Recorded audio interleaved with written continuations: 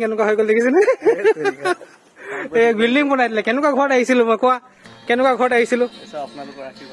বহুত বহুত বহুত মানে ধুনীয়া লাগিছে। এতিয়া আমি ইউনিভাৰ্চিটিৰ পিছফালে ওলাইছোহি। দীপক দাহঁতৰ ঘৰৰ ফালেদি হৈ এই দাজু চিঞা ভাল এইটো কাৰণে দাজু চিঞৰিছিলে। মই মুনুক লগ কৰি আহিম, মানে একো কেছ নাই। এই ইউনিভাৰ্চিটি পালোহি আৰু আব্দুলৰ দোকান, বাবলুৰ দোকান।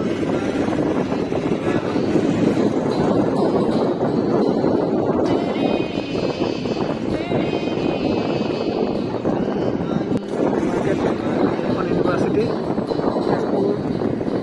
বিদ্যালয় আমাৰ গেটখনৰ ওচৰত পামি আৰু এতিয়া আমি এইখন এই তেজপুৰ বিশ্ববিদ্যালয় ভিতৰলৈ নাযাওঁ, বাহিৰতে কনভকেশ্যন আছে। কনভকেশ্যন আছে নেকি? ওলাই আহিছে। পাই গ'লো তেজপুৰ ইউনিভাৰ্চিটি।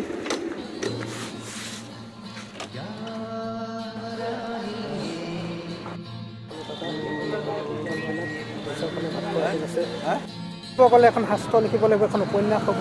ইয়াত কটোৱা সময়বিলাকৰ বিদ্যালয়ৰ ওচৰত প্ৰেক্টিছ কৰাইছিলোঁ আৰু ওচৰে পাঁজৰে অঞ্চলতো মোৰ কিছুমান চিনাকি আছে।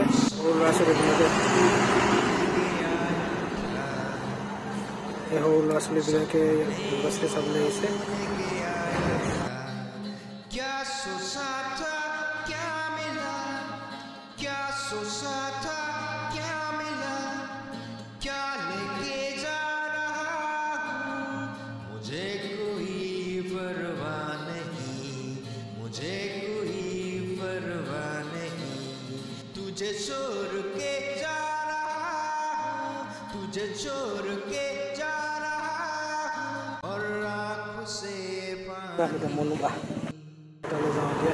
হোটেল আমি থাকোঁতে প্ৰথম আৰম্ভ কৰিছিল। ইয়াতে চিকেন থপ্পা প্ৰথমবাৰ খাইছিলোঁ আমি। কেনেকুৱা হৈ গ'ল দেখিছেনে? এই বিল্ডিং বনাই দিলে। কেনেকুৱা ঘৰত আহিছিলো মই, কোৱা কেনেকুৱা ঘৰত আহিছিলো? বহুত বহুত বহুত মানে ধুনীয়া লাগিছে। এতিয়া লগ পাই গলো। চনু বিয়া এই চা কেনেকুৱা ল'ৰা আছিলে আগতে, কেনেকুৱা হৈ গ'ল এতিয়া। এতিয়া হিৰো হৈ গ'ল।